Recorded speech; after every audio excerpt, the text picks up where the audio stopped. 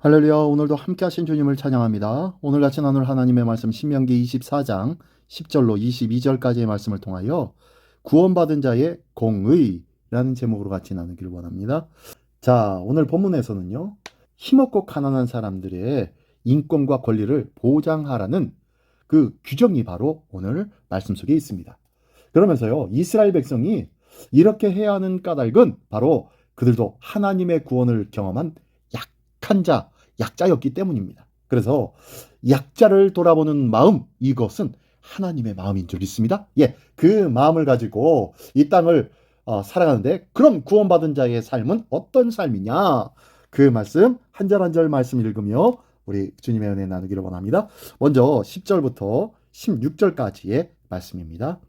내 이웃에게 무엇을 구워줄 때에 너는 그의 집에 들어가서 전당물을 취하지 말고 너는 밖에 서 있고 내게 꾸는 자가 전당물을 밖으로 가지고 나와서 내게 줄 것이며, 그가 가난한 자이면 너는 그의 전당물을 가지고 자지 말고 해질 때에 그 전당물을 반드시 그에게 돌려줄 것이라.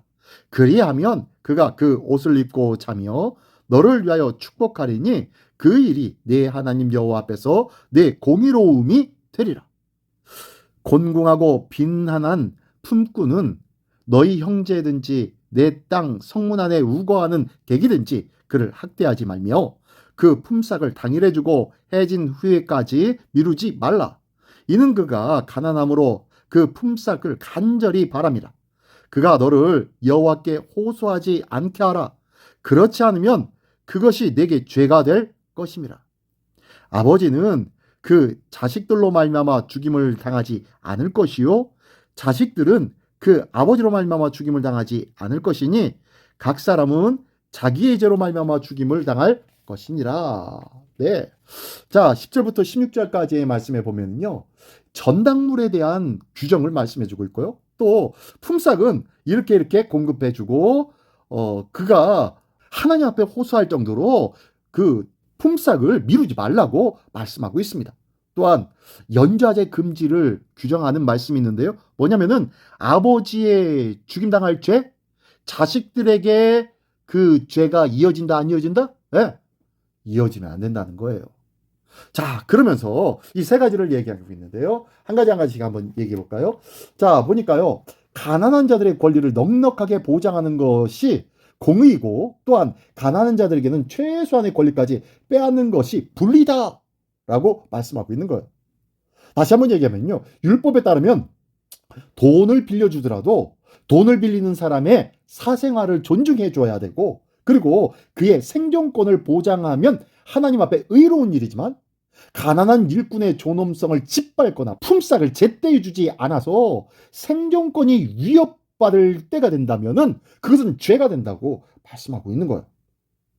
가난한 사람을 대하는 태도가 하나님 앞에서의 의로움과 불의함을 가르는 아주 중요한 기준이다라고 말씀하고 있는 것입니다. 그러면서요, 또한 아버지는 그 자식들로 말미암아 죽임을 당하지 않을 것이고 자식들도 그 아버지로 말미암아 죽임을 당하지 않을 것이다 라고 말씀하면서 아버지의 죄는 아버지가 담당해야 되고 자식의 죄값은 자식이 담당해야 된다 라고 하면서 연좌제의 그 악한 풍습을 지금 떨쳐버려야 된다고 말씀하고 있는 거예요.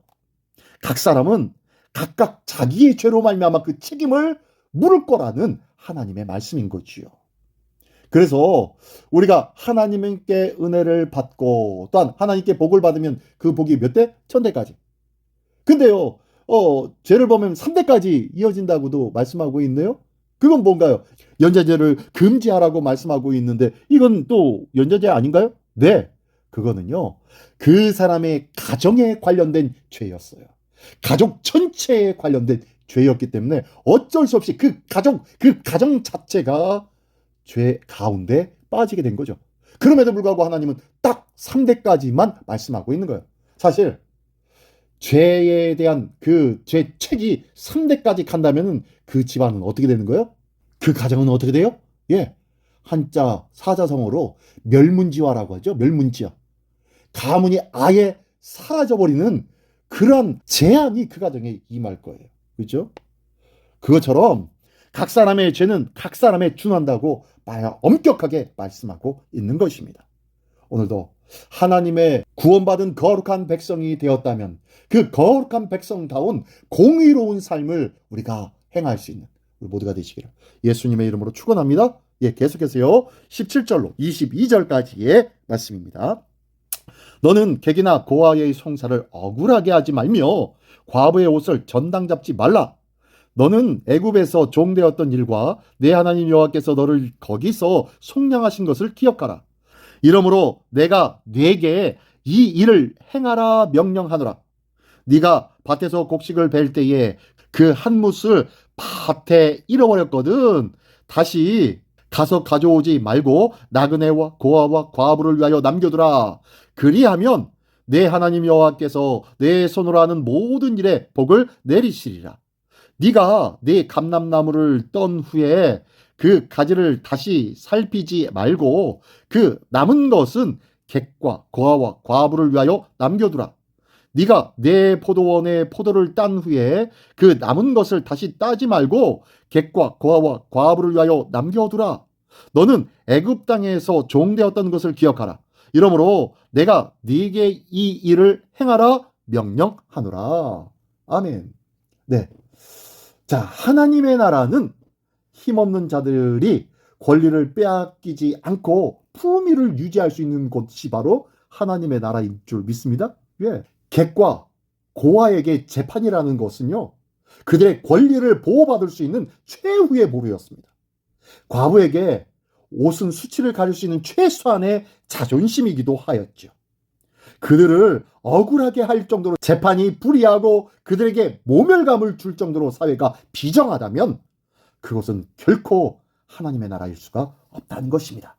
하나님의 나라가 이 땅에 임하기를 진심으로 바라고 진지하게 기도한다면 힘없고 가난한 사람들의 권리를 보장받는 사회를 위하여 기도하며 그러한 사회를 만들기 위해 힘써야 되는 것이 하나님의 백성들일 줄 믿습니다. 또한 19절로 21절까지 보면요, 필요 이상의 소유는 가난한 사람의 것이다 라고 말씀해 주는 것이 바로 이 말씀이에요. 곡식과 열매를 거둘 때 남겨두라 라는 이 말씀은 그 남은 것의 소유권이 나그네와 고아와 과부들에게 있다고 말씀하고 있는 것이죠. 가난한 사람을 구제하는 것은 본래의 주인에게 돌려주는 일이며 또한 전부 다 독차지하는 것은 그들의 몫을 빼앗는 악한 일이기 때문입니다. 그러므로 남겨두라라는 이것은요, 하나님께서 우리에게 허락하신 그 사랑과 그 은혜와 그 놀라우신 공평하신 그 은혜들을 행하는 삶이라는 것을 말씀하고 있는 거예요. 우리가 특별히 누구에게 전달해주고 누구에게 나의 이름을 두고 그에게 좋은 것을 공급해 준다면요, 결단코 그에게 선한 일을 행한 자가 아닙니다.